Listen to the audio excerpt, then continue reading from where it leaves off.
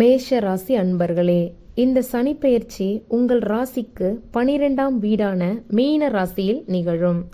இந்த பெயர்ச்சி மார்ச் 29, 2025 அன்று நிகழும் மற்றும் சனி ஜூன் 3, 2027 வரை மீனத்தில் சஞ்சரிக்க இருக்கிறார். சனியின் இந்த பெயர்ச்சி சமயத்தில் உங்களுக்கு 7.5 சனி ஆரம்பிக்கிறது. உங்கள் கடந்த கால வினை பயன்களுக்கு ஏற்ப நீங்கள் பலன்களை அனுபவிக்கும் காலகட்டமாக இது அமையும். பொதுவாக நாம் நல்லதை மட்டும் செய்திருப்போம் என்று யாரும் கூற முடியாது. நமது தீய வினைகளுக்கும் பலனை அனுபவிக்கும் நிலை காணப்படலாம். அதனால இந்த காலகட்டத்தில் நீங்கள் தொழில், உத்தியோகம், கல்வி, பொருளாதாரம், உறவுகள் போன்ற உங்கள் வாழ்க்கையினுடைய பல்வேறு அம்சங்களில் பல தடைகளை அனுபவிக்க நேரலாம். சில விஷயங்களில் நீங்கள் பின்னடைவுகளையும் சந்திக்க நேரலாங்க. இந்த பெயர்ச்சி காலகட்டத்தில் நீங்கள் கவனமுடன் இருக்கக்கூடியது ரொம்ப நல்லது.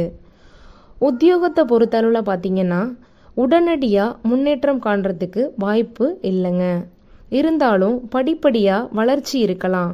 பணியிடத்தில் உங்களுக்கு அதிக பணிகள் வழங்கப்படலாம். குறித்த காலத்திற்குள் பணிகளை முடிக்க நீங்கள் திட்டமிட்டு பணியாற்ற வேண்டியிருக்கும். புதிதாக வேலை தேடுபவர்களாக நீங்கள் இருந்தீங்க அப்படின்னா சிறிய வேலையாக இருந்தாலும் அதை ஏற்றுக்கிறது ரொம்ப நல்லது. அதன் மூலமாக நீங்கள் படிப்படியாக முன்னேற முடியும். உத்தியோகத்தில் உங்களுக்கு கிடைக்கக்கூடிய அனுபவம் உங்கள் எதிர்கால முன்னேற்றத்திற்கு உதவியாக இருக்கும். அதனால் உங்கள் இலக்குகளில் மட்டும் கவனமாக இருங்க. திறமைகளை வளர்த்துக்கோங்க. திட்டமிட்டு செயல்படுங்க. வேலை மாற்றம் விரும்புவர்களாக நீங்கள் இருந்தீங்க அப்படின்னா இன்னும் சிறிது காலம் காத்திருக்கலாங்க. வேலை மாற்றத்திற்கு இது உகந்த நேரம் கிடையாது. இருந்தாலும் அவசியம் மாற்றம் தேடுபவர்களாக நீங்கள் இருந்தீங்க அப்படின்னா அளிக்கப்படக்கூடிய பதவி, பொறுப்பு, வேலை அளிக்கும் நிறுவனம் போன்ற விஷயங்களை நன்கு ஆராய்ந்து அதன் பிறகு ஒரு முடிவெடுங்க. உங்களால் முடியும் என்று நீங்கள் நினைக்கும் வேலையை மட்டும் ஏற்றுக்கொள்ளுங்கள். அதன் மூலம் மெதுவான முன்னேற்றம் என்றாலும் நீங்கள் தடையின்றி முன்னேறலாம். தொழில் செய்பவர்களுக்கு இது சிறந்த காலகட்டம். உங்கள் திறமைகளை பயன்படுத்தி நீங்கள் தொழிலில் முன்னேறுவீங்க. கூட்டு தொழில் சிறப்பாக இருக்கும். புதிதாக கூட்டு தொழில் தொடங்கலாம். புதிய வாய்ப்புகள் உங்களை நாடி வரலாம். நீங்கள் உங்கள் தொழில் விஷயமா தொழில் முனைவோரை சந்திக்கலாம். அவர்களோட நிபுணர்களோட ஆலோசனை மற்றும் ஆதரவும் உங்களுக்கு உதவிகரமாக இருக்கலாம். காதல் மற்றும் குடும்ப உறவை பற்றி பார்த்தோம் அப்படின்னா குடும்ப நபர்களோட உறவுகள் சரியான முறையில் பராமரிப்பது உங்களுக்கு சவாலான ஒன்றாக தான் இருக்கும். அவர்களோட ஆதரவு கிடைக்காம போகலாம். அவர்களோட உங்களுக்கு கருத்து வேறுபாடுகள் எழலாம். இது உங்களுக்கு விரக்தி மற்றும் மனவேதனையை ஏற்படுத்தலாம். இதுவும் கடந்து போகும் அப்படின்னு அமைதியாக விட்டுறது ரொம்ப நல்லது. ஒளிவு மறைவு இல்லாமல் பேசுவது பாதி பிரச்சனையை தீர்த்துருங்க. உங்கள் பேச்சில் கவனம் தேவைங்க. உங்கள் காதல் உறவை திருமண உறவாக நீங்கள் மாற்ற நினைக்கலாம். உங்கள் முயற்சி கவனமும் எச்சரிக்கையுடனும் இருக்கிறது ரொம்ப அவசியம். சூழ்நிலையை பொறுமையுடன் கையாள வேண்டும். சமரச பேச்சுவார்த்தை மூலம் உறவில் மோதல் வராமல் தடுக்கலாம். திருமண வாழ்க்கையை பார்த்தோம் அப்படின்னா கருத்து வேறுபாடு காரணமாக கணவன் மனைவி உறவு பாதிக்கப்படலாங்க. இருந்தாலும் சுமூகமாக பேசி அதை தீர்த்துக்கிறது ரொம்ப நல்லது. பரஸ்பர புரிந்துணர்வு மூலம் உறவை வலுப்படுத்தி கொள்ளலாம். வாக்குவாதங்களை தவிர்த்துவிட்டு வாழ்க்கை துணையினுடைய கருத்துக்கு மதிப்பு அளிப்பதன் மூலம் உறவு பிணைப்பு கூடுங்க. தேவையற்ற பேச்சுகளை தவிர்க்கிறது ரொம்ப நல்லது. உணர்ச்சி அவசப்படாமல் அணுகுவது ரொம்ப நல்லதுங்க. இது உங்கள் உறவை வலுப்படுத்த உதவும். இந்த காலகட்டம் அமைதியான குடும்ப சூழலுக்கு சாதகமாக இருக்குங்க. வாழ்க்கை துணையிட்ட உள்ள குறைகளை பார்க்காம நிறைகளை பாருங்க. நல்ல உறவை வளர்க்க அனுசரித்து விட்டு கொடுத்து நடந்து கொள்வது ரொம்ப நல்லது.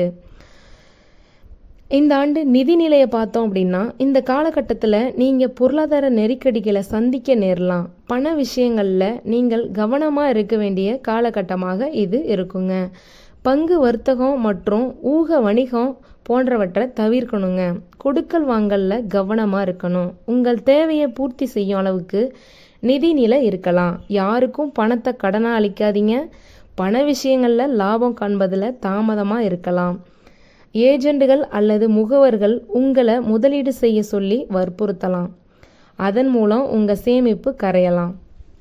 நீங்கள் கவனமாக செயல்பட வேண்டிய காலகட்டம் இதுதாங்க. நீங்கள் செலவுகளை சந்திக்க நேரலாம். எனவே பட்ஜெட் அமைச்சு செயல்படுவது நல்லது. பணத்தை சேமிக்க முயலுங்க. இந்த பெயர்ச்சி காலகட்டத்தில் மாணவர்கள் சில சவால்களை சந்திக்க வேண்டியிருக்குங்க. இருந்தாலும் அது சமாளிக்கக்கூடிய வகையில் தான் இருக்கும். எனவே கவலைப்பட வேணாங்க. கடின உழைப்பை மேற்கொள்வதனால படிப்பில் சிறந்து விளங்கலாம். ஆராய்ச்சி சேர்ந்த கல்வி பயில்பவர்களாக நீங்கள் இருந்தீங்க அப்படின்னா சிறப்பாக செயல்படலாம். வெளிநாட்டில் படிக்கணும் அப்படின்னு எண்ணம் உள்ளவங்க தொடர் முயற்சிகளின் மூலமாக வெற்றி பெறலாங்க. பெற்றோர்களை அன்பும் அரவணைப்பும் மாணவர்களை நல்வழிப்படுத்தி வெற்றி பாதைக்கு அழைச்சி செல்லுங்க. ஆரோக்கியத்தை பொறுத்தவரை உடலில் சிறிய பாதிப்புகள் இருந்தாலும் அலட்சியம் செய்யாமல் மருத்துவ ஆலோசனை சிகிச்சை மேற்கொள்கிறது ரொம்ப அவசியங்க. உடல் ஆரோக்கியத்திற்கு மன ஆரோக்கியம் ரொம்ப முக்கியங்க.